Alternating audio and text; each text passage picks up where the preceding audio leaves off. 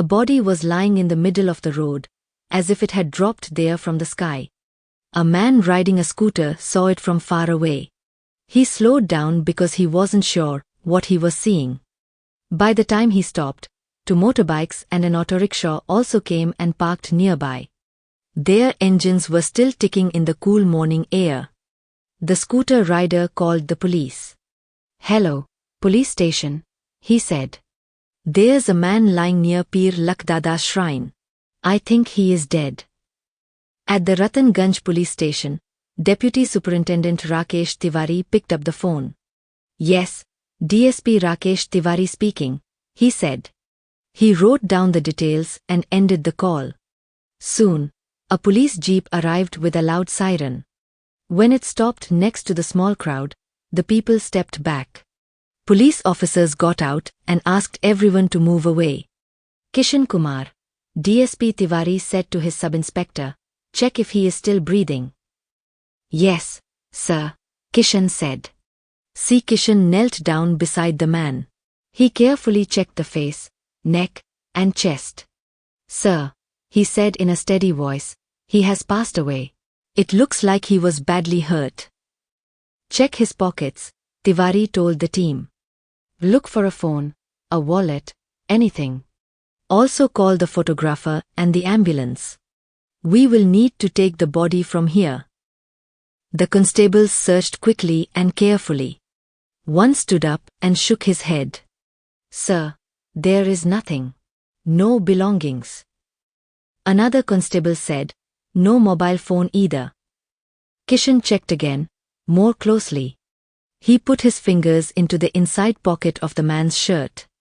He felt a small piece of paper and pulled it out. A phone number was written on it. "Sir, I found this," he said. "It's a mobile number."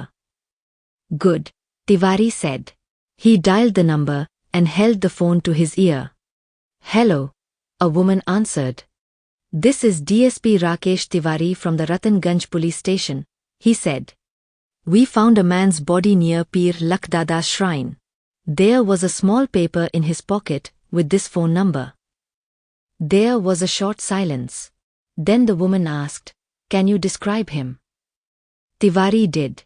On the other side of the call, the woman, Rukhsana, went very quiet and then began to cry loudly. News spread quickly. By the time the ambulance arrived, some neighbors and Rukhsana's family were at the shrine. When Rukhsana saw the body, she cried even harder and tried to run to it. A constable gently stopped her. "Please move back," DSP Tiwari told C. Kishan softly. "The body has to go for post-mortem." "Yes, sir," Kishan said. The crowd that had been whispering and staring began to talk in low voices. Who was this man? How did this happen? Why was there no phone or wallet, only a slip of paper with a number that led to a woman who was crying? Rukhsana's brother held her by the shoulders to help her stand. She looked at the white sheet covering the face she knew so well. Questions filled her mind. Where was he last night? Why didn't he call? Was this a terrible accident, or did someone do this on purpose? Tiwari watched as the stretcher slid into the ambulance.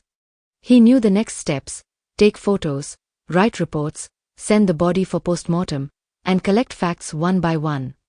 He turned to Rukhsana. "We'll need you to come to the police station," he said gently. "We have to record your statement." Rukhsana nodded and wiped her face with her dupatta. He was supposed to come home," she said. "He never." Her voice broke. "We'll find out what happened," Tiwari said. He didn't make big promises. He promised to do the work. The ambulance doors closed. There was no siren. It drove away quietly. The green flags at the shrine moved in the light wind, as if waving goodbye. Kishan stepped up beside Tiwari. "Sir, no ID, no phone. Only that number." "That number gave us a name," Tiwari said. "And names open doors." He took a breath. "Send requests for CCTV footage from all the shops on this road, both directions. Check nighttime traffic records." Any hit-and-run reports? Also ask nearby hospitals if anyone came in with a damaged vehicle or injuries. Yes, sir, Kishan replied. The crowd slowly went away. Morning life started again. Shopkeepers opened their shutters, tea glasses made clinking sounds, and a bus rumbled by. But on the road, there was still an empty space. People walked around it without thinking, as if the body was still there. Rukhsana's family took her home. She looked back once, then again, afraid that leaving meant losing him even more. DSP Tiwari waited until she was gone, then turned back to his work. There would be papers to fill, phone calls to make, and a long path between what we can prove and what we feel. For now, this is what they knew. A death that might be a crime or an accident, a man with no belongings except a phone number, a woman pulled into the day by a ringing call, and a road that kept its secrets under the dust. Somewhere between the shrine and the police station, between sadness and duty, the case had begun. By the time Rukhsana reached the police station, the waiting room was full, her family and a few neighbors were there. She sat in front of DSP Rakesh Tiwari. Her shoulders were firm, but her eyes were swollen from crying. Beside her sat her father, Abu Sufyan, and the dead man's older brother, Fajul Islam. On the benches behind them, women whispered and men stared at the floor. Tiwari's phone buzzed. It was the superintendent. Rakesh, the SP said, "This accident is now a big case. The DG knows. People are angry and scared. I'm giving the inquiry to you, C. Kishan Kumar, and a small team. You'll get the official note today. Start now." "Understood, sir," Tiwari said, and ended the call. Rukhsana spoke first, carefully. "Sahib, we live in Manipur." Tiwari asked, when did he last come home? And why was he in Hajipur, where the body was found? "He came home 2 days ago, on 5th November, she said. "But I don't know why he went to Hajipur." "I'm sorry to ask," Tiwari said more gently, "but how was your relationship?" "We loved each other, Sahib," she said. "He took great care of me. Ask anyone, no one was kinder." "Did he have any enemies?" Tiwari asked. "Do you suspect anyone?" "No, Sahib," she said. "He didn't fight with anyone." People gave their statements one by one. Fajul, the brother, leaned forward with his hands together. "He was a good man," he said. The father, Abu Sufyan, spoke softly but firmly. He had a pure heart. Their words were simple and kind, but the case was still confusing. The next morning, the police team went back to the place where the body was found, DSP Tiwari, C. Kishan, and 4 constables. One constable wrote notes in a notebook. Another kept his wireless radio on his belt. 2 stood guard with rifles, watching carefully. They spread out and looked everywhere to understand what had happened. "It's strange, sir," Kishan said. "There's no mobile phone near the body. If this was a road accident, we should find a vehicle or some clue." "Maybe he got out of a vehicle and was walking," Tiwari said, watching the dust in the morning light. "Even then," Kishan replied, "we should see his watch, his phone, his wallet. Something should have fallen." A constable bent down and stared at the ground. "Sir, it doesn't look like a runover. There isn't much blood." "What do you mean?"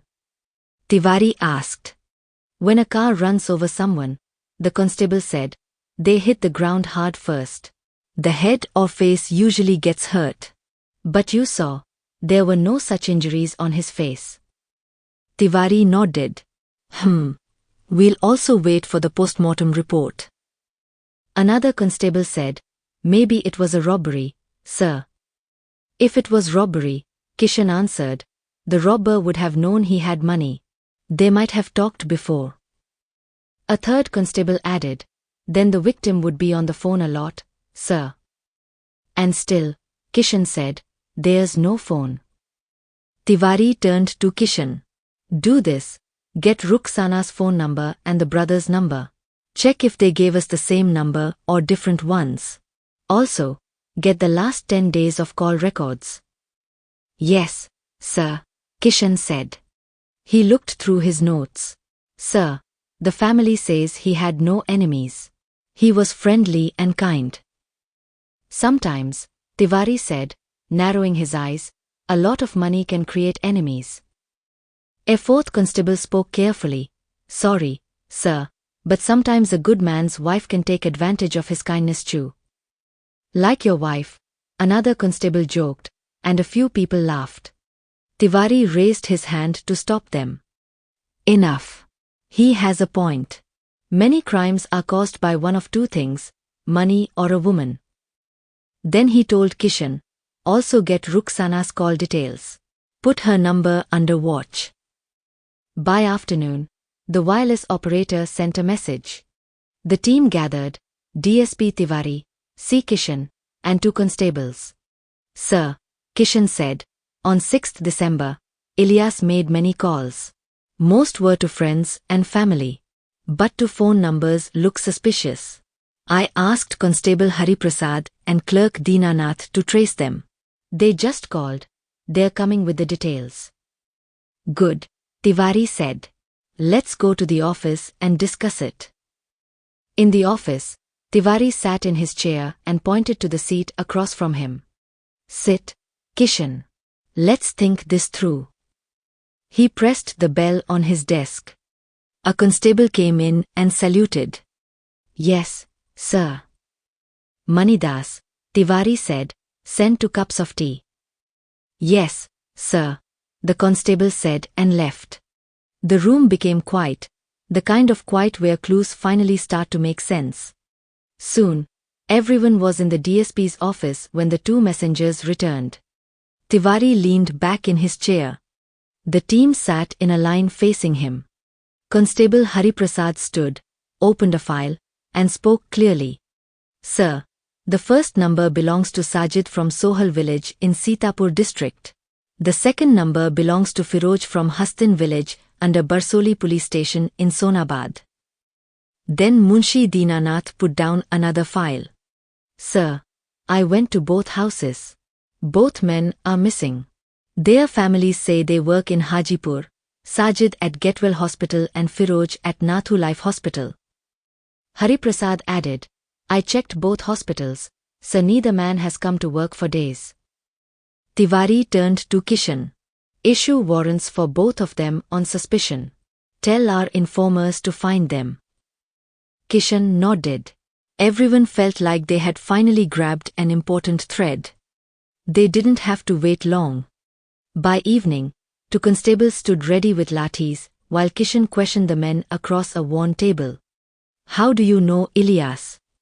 Kishan asked Sajid. Sajid looked up and tried to act blank. Sahib, I don't know anyone by that name. Kishan looked at Firoj. And you?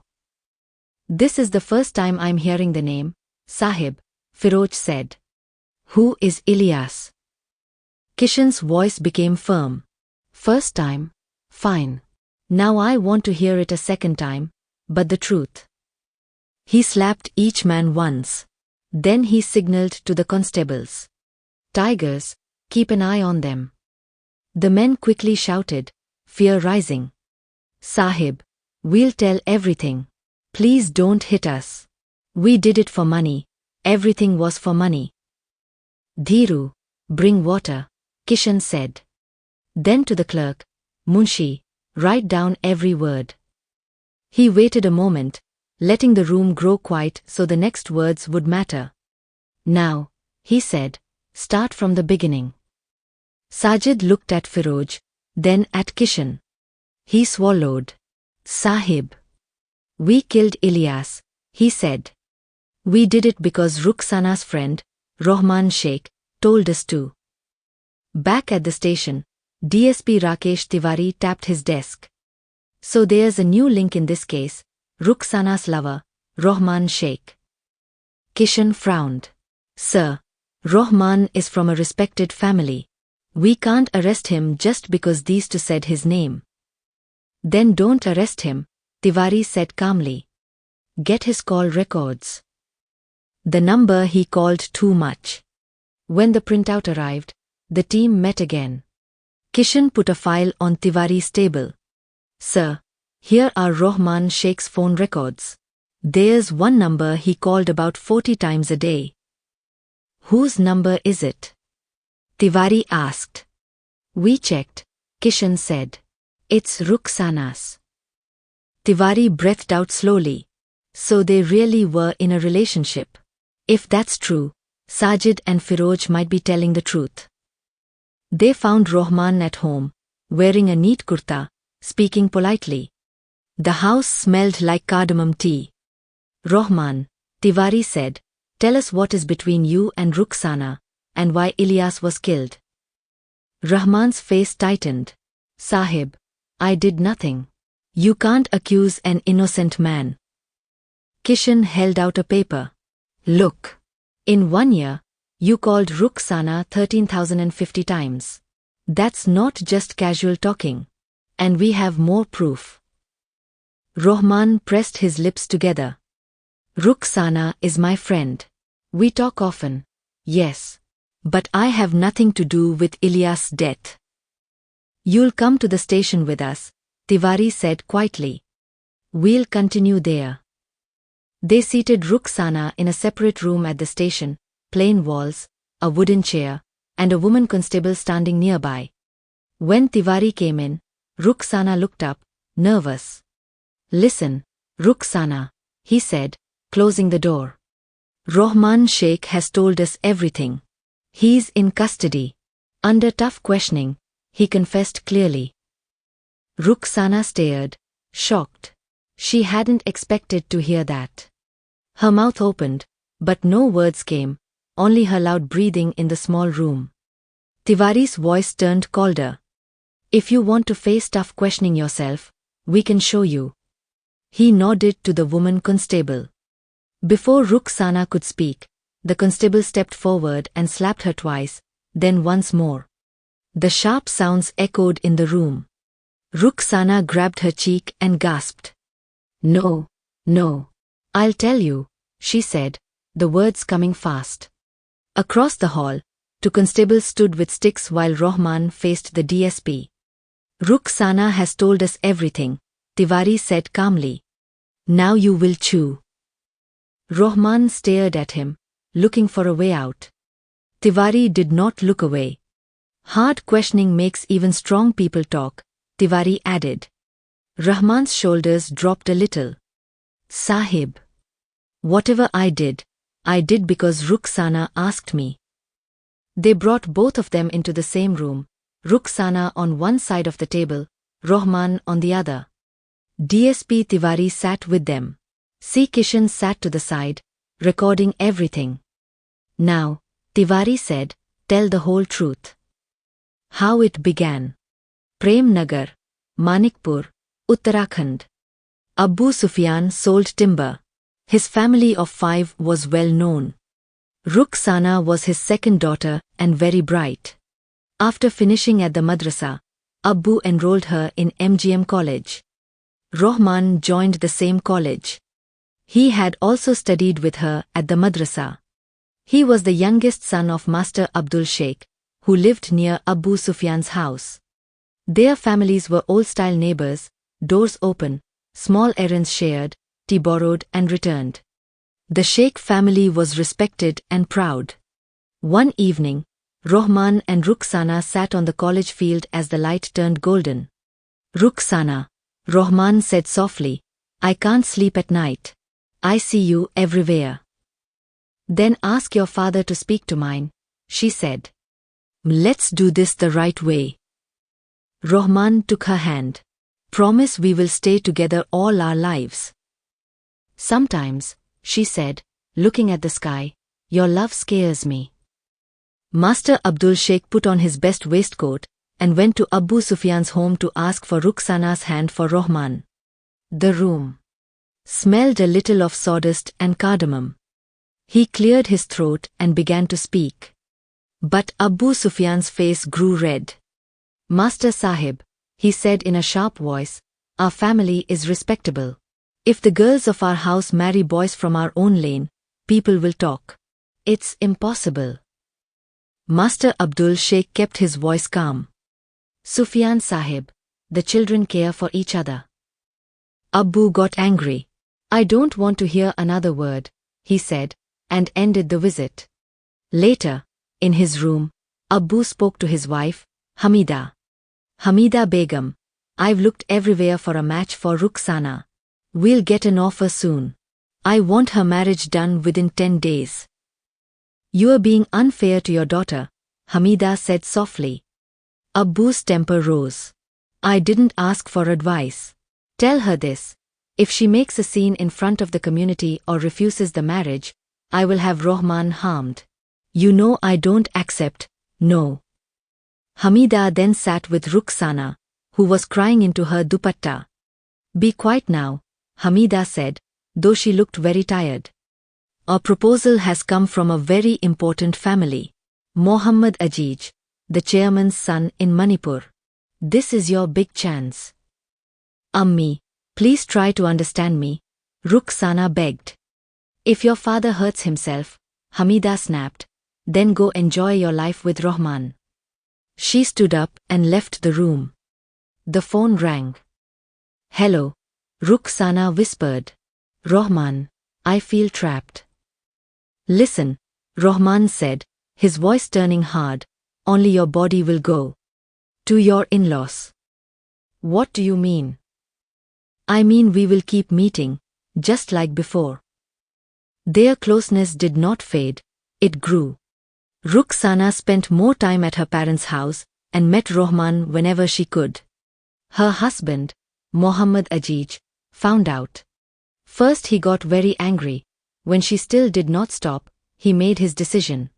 I divorce you, Mohammad Ajij said. I divorce you. I divorce you. Rukhsana gave a small, surprising smile. She turned and walked out of the room. In the end, Rahman's father married him into a good family, a kind, beautiful bride and a respected home.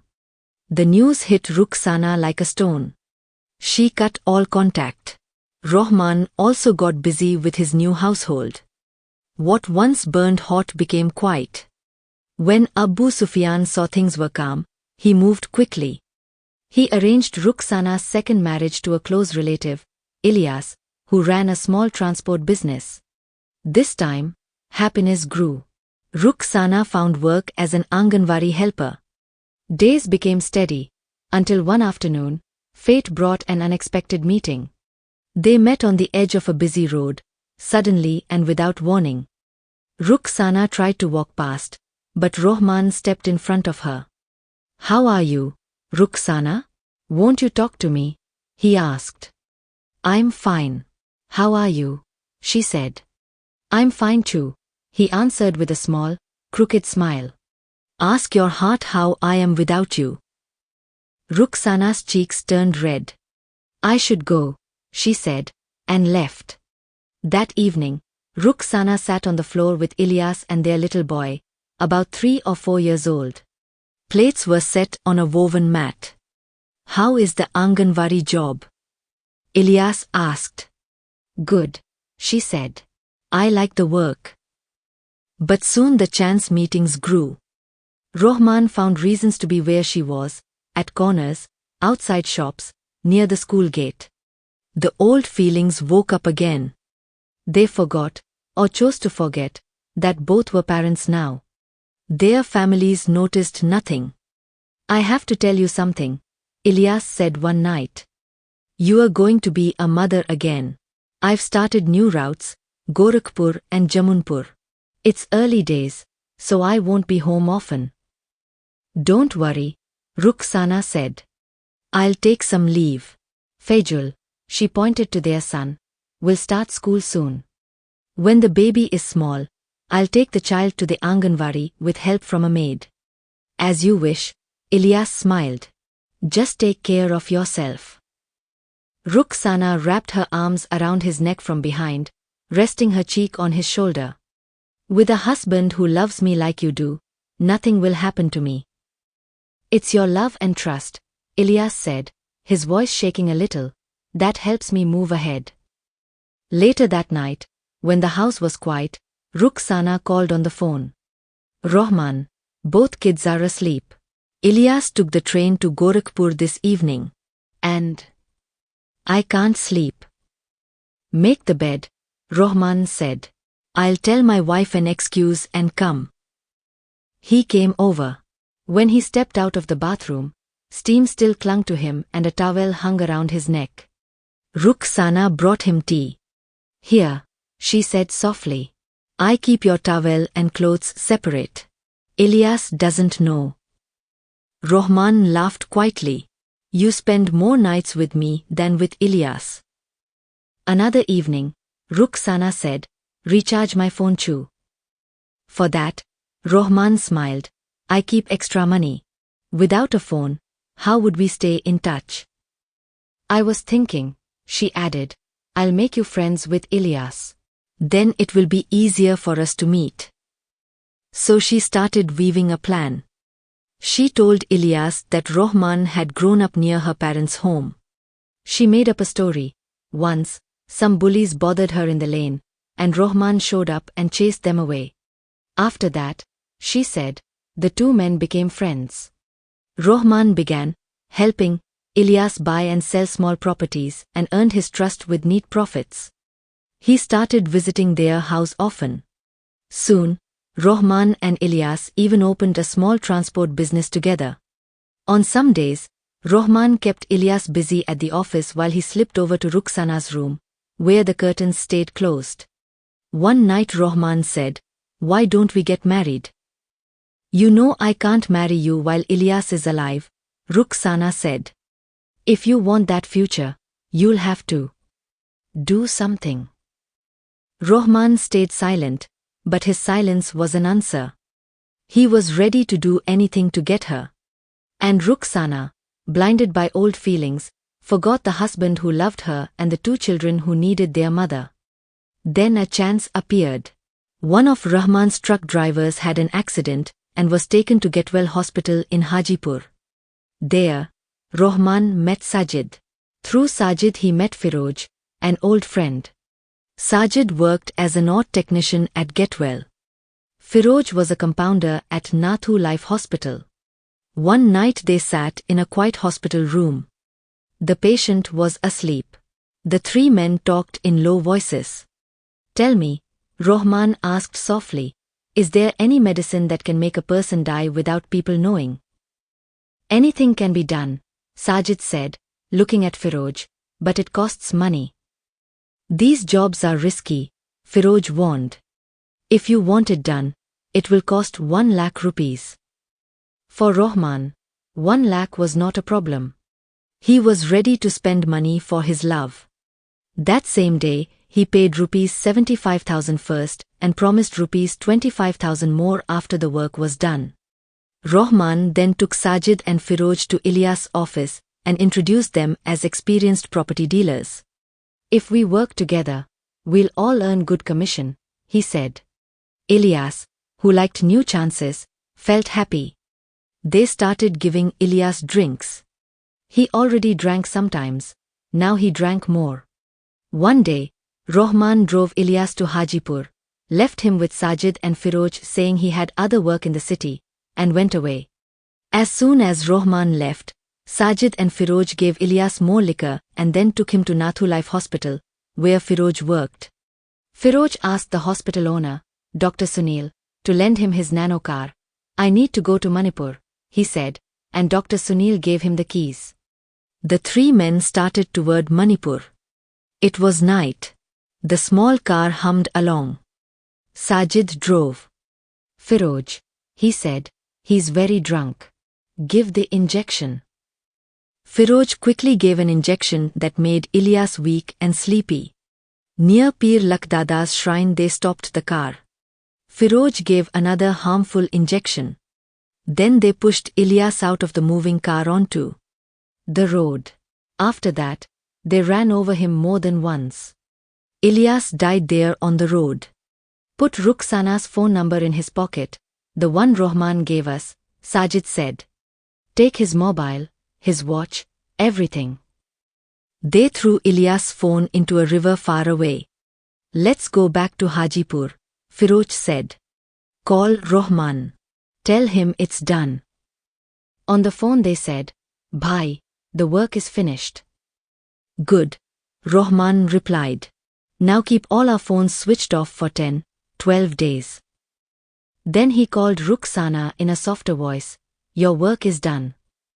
After the police solved the case, they filed charges under IPC sections 302 and 120. The accused were taken to court and then sent to jail. Dick Sunil Mehta announced a reward of Rs 2,500 for the police team that solved the case.